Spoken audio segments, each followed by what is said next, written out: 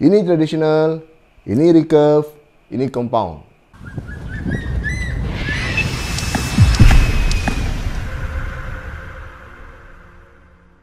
Bismillahirrahmanirrahim. Assalamualaikum warahmatullahi wabarakatuh. Dalam kesempatan kali ini saya akan cuba menerangkan jenis-jenis busur dan kategorinya. Ini kerana kebelakangan ini semakin ramai kawan-kawan kita yang sudah mula minat memanah, tapi kita tidak mahu terjadi kekeliruan kerana ada yang mungkin tersalah beli busur, mahu membeli busur tradisional, belinya busur recurve ataupun sebaliknya. Dan mungkin juga ada yang terhenti niatnya untuk memanah kerana apabila mengetahui harga sesebuah busur itu terlalu mahal, RM3,000, RM5,000 ke atas, rupa-rupanya busur yang ditanya adalah busur compound. Jadi semoga info ini memberi manfaat kepada kawan-kawan yang mahu mula sukan memanah dan semoga kita sama-sama istiqamah dalam sukan ini. Baik, untuk kategori yang pertama kita terangkan tentang busur tradisional, ya. Busur tradisional. Busur tradisional ni mempunyai berbagai-bagai bentuk mengikut kebudayaan sesebuah negara. Jadi yang saya tunjukkan di sini bagi kawan-kawan yang nak mula memanah ataupun ada ibu ayah yang nak membelikan anaknya panah untuk bajet yang mungkin sederhana. Ini adalah busur yang dia beli dari Shopee. Ini dari Shopee. Busur ini lebih kurang harga dalam sekitar RM120 sehingga RM200 untuk satu set. Kita boleh dapat busur, dia ada kasih 6 batang anak panah, ada quiver tempat menyimpan anak panah, ada glove. Maksudnya cukup lah. Ini kita boleh dapatkan dengan poundage yang bermula daripada 20, 25, 35, 40 sampai 50 lebih. Ini adalah busur yang dijual di Shopee. Bahannya ialah epoxy fiberglass. Dan bentuk busur ini tradisional, satu ciri khasnya ialah dia tidak ada arrow rest. Maksudnya anak panah tu tidak ada tempat untuk kita letakkan anak panah. Hanya letakkan di atas ibu jari kita saja. Ini adalah bentuk busur lebih kurang macam tatar ni. Dan busur itu jika atasnya lebih besar, bawahnya kecil sedikit, itu dipanggil asimetris. Jika kedua-duanya seimbang dipanggil simetris. Inilah contoh busur. Kalau yang nak mana kawan-kawan yang nak mula belajar memanah, boleh cuba busur ni untuk awal-awal mula memanah. Saya pun dulu saya pakai busur ni juga. Ni lebih tarikan. Okay. Kemudian kita juga ada busur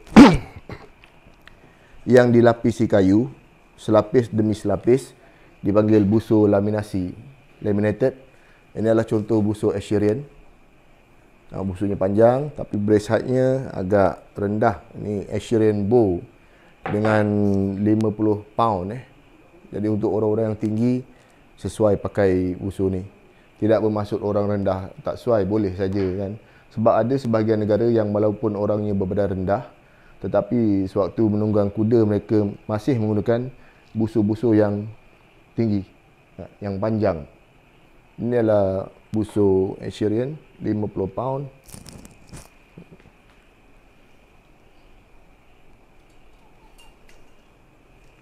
Assyrian 50 pound.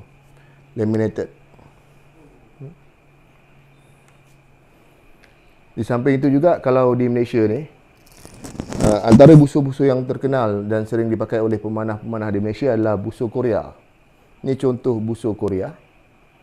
Yang di tangan saya ni jenis Black Flash, keluaran daripada Nomad. Busur Korea ni ada banyak. Dia ada Firefox, dia ada Windfighter, Black Shadow, Black Flash. Jadi ciri khas Korea itu atasnya lebih besar berbanding bawah. Jadi bentuknya ialah asimetris. Dan salah satu yang menjadi ciri khas Koreanya ialah di bahagian siahnya. Di bahagian siahnya, okey.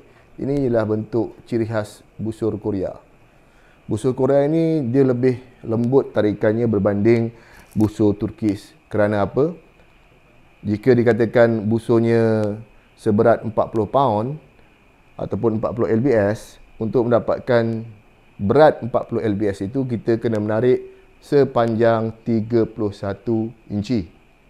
Barulah menyamai 40 lbs. Jadi kalau kita tarik tidak sampai 31 inci, bor tersebut belum mencapai berat 40 lbs. Ini busur Korea. Jadi tarik. Itu.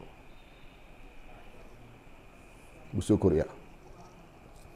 Ini termasuk dalam kategori laminated, tapi ada sedikit sentuhan moden di mana dia memasukkan unsur karbon dan unsur fiberglass di dalam busur ini. Black flash. Okey.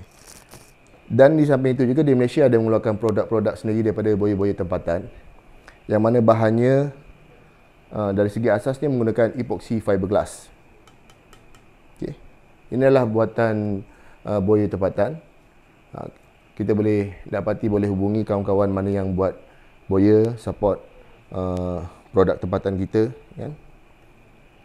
Jadi ini busur EFG, dipanggil busur EFG.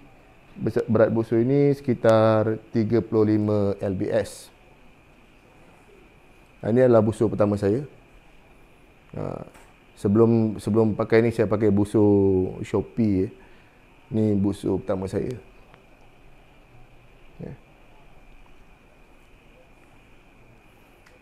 Busur EFG. Jadi seandainya kita rasa tak mahu menggunakan busur yang jual di Shopee sebab dia melibatkan mass production, mungkin dari segi quality control ni kurang, kita boleh cuba dapatkan EFG. Banyak kawan-kawan kita di seluruh negara ni yang menghasilkan busur EFG. InsyaAllah baik semua. Dan ini contoh busur laminasi. Busur ini brand dia ialah Buck Trail. Ini Buck Trail. Modelnya dipanggil model Flint. Namanya dipanggil Flint lah. Tetapi bentuknya ialah memang bentuk model Turkish. Turkish tu boleh dilihat dari segi handle-nya. Handle ni handle Turkish.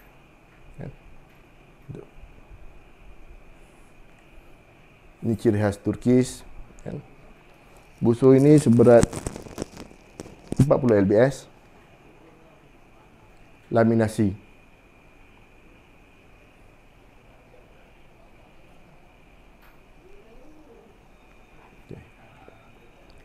Samping itu juga ada boya-boya yang mengeluarkan, atau company-company yang mengeluarkan busur yang terbuat daripada bahan resin. Contohnya ini adalah busur daripada Turki dengan brand Simsek. Bahannya resin. Resin ini lebih kurang sama dengan EFG, epoxy fiberglass. Masih dengan model bentuk Turkish, sama. Sama. Bezanya bahan ini daripada resin, bahan ini adalah daripada kayu yang dilapisi selapis demi selapis. Laminasi. Inilah resin. Jadi modelnya Turkish. Bentuk busur ini diambil daripada muzium di Turki. Busur yang mengikuti ukuran sebenar zaman Khalifah Utsmaniyah di Turki, daripada resin.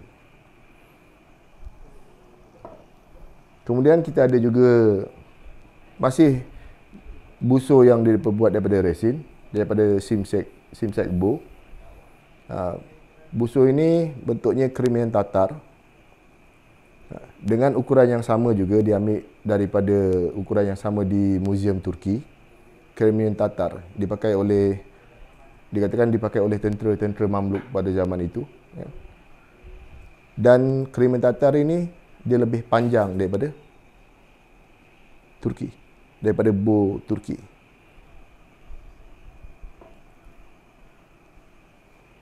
Ini busur ini seberat 45 pound. Pada tarikan 28, pada tarikan 29 dia sudah jadi 50, hampir 50 atau 50 lebih sedikit.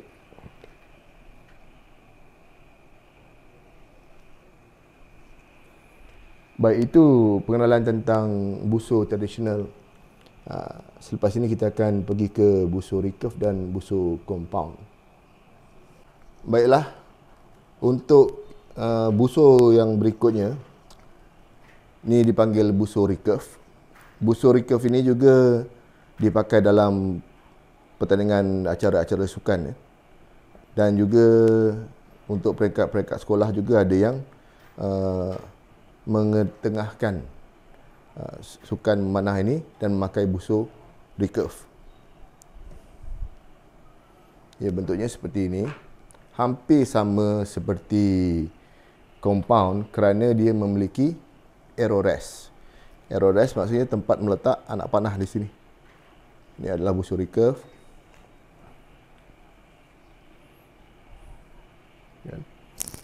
Panjang ini solid, maksudnya tidak ada, kadang-kadang kayu cuma di bahagian handle-nya saja.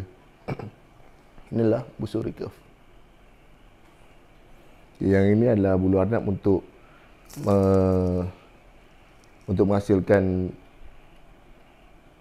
tembakan yang lebih senyap. Silencer dia. Ini adalah busur recurve dengan tarikan yang juga berbeza. Kalau nak dibandingkan tarikan busur tradisional, busur compound dan busur recurve, masing-masing jenis busur ini mempunyai disiplin-disiplin yang tersendiri. Ini adalah busur recurve. Okey, sekarang di hadapan saya ini adalah busur yang termasuk dalam kategori compound. Kalau kita sekarang ni baru musim-musim Olimpik ni kan, kalau kita tengok yang dipakai oleh pemanah-pemanah dalam sukan memanah Olimpik tu adalah busur ini. Ini compound, salah satu daripada busur yang dipertandingkan dalam acara-acara sukan international. Dia ada banyak brand, ada banyak saiz. Contoh yang ini di tangan saya ni, ini satu busur compound. Tapi ni daripada China. Ni daripada China. Harganya saya kurang pasti, tapi dalam 1,000 lebih lah ni. Ni dalam 1,000 lebih. Kita letak tepi dulu.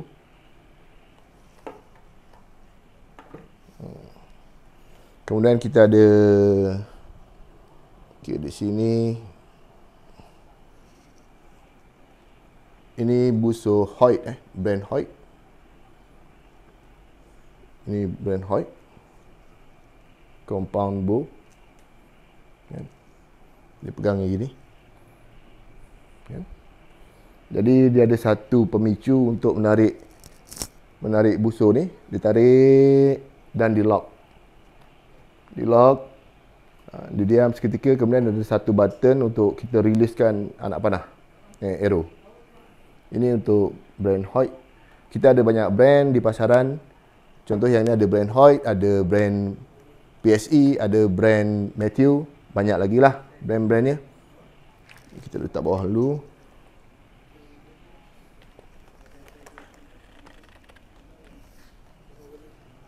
Okey. Yang ini brand Matthew. Kalau kita tengok dia ada panjang, ini dia punya stabilizer dia. Stabilizer dia untuk mengelakkan busur tu goyang. Dan bahagian-bahagiannya kita boleh tengok di sini dia punya sight. Ini dia punya scope. Dan dia ada arrow rest. Arrow rest, tempat meletak arrow di bahagian sini. Busur compound jenis Matthew ini di set sekitar 50 lbs. Jadi apabila kita menarik busur compound ni, awalnya memang berat, tapi apabila lepas satu bahagian tu dia akan menjadi sangat ringan dan kita boleh fokus pada aiming di depan. Kenapa saiznya lebih panjang di sini? Okey. Kalau kita tengok yang ini lebih pendek, ni panjang. Ini untuk target range. Untuk pertandingan target range, ini biasanya kalau di luar negeri ia dipakai untuk berburu. Tapi di Malaysia salah, tidak ada, tak boleh dipakai busur ni untuk berburu. Jadi saiznya lebih kecil dan yang ini lebih tinggi. Walau macam mana pun ada saja yang pakai busur untuk berburu ni di dalam pertandingan. untuk target range. Ya. Oh.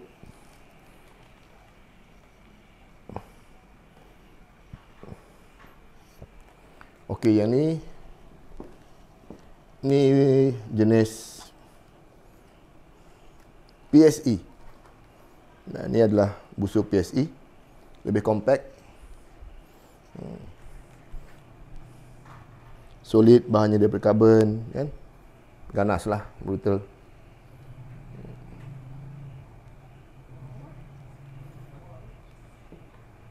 Dan untuk arrow compound juga, dia memiliki satu jenis yang khas untuk compound. Saya pernah lihat satu batang arrow compound ni harganya hanya sebatang mencecah RM600. Sebab dalam latihan compound mereka paling-paling menggunakan dalam 3 batang saja, kan? Dan bahagian feather ni juga biasanya ada yang dibuat juga daripada plastik, kan? Dari plastik. Dia beza dengan arrow-arrow yang dipakai dalam panahan tradisional. Itu sedikit pengenalan tentang busur compound. Baik, itu saja info untuk kali ini. Langkuit Archery mengundurkan diri. Boleh share video ini ke kawan-kawan kalau dirasakan video ini dapat memberi manfaat.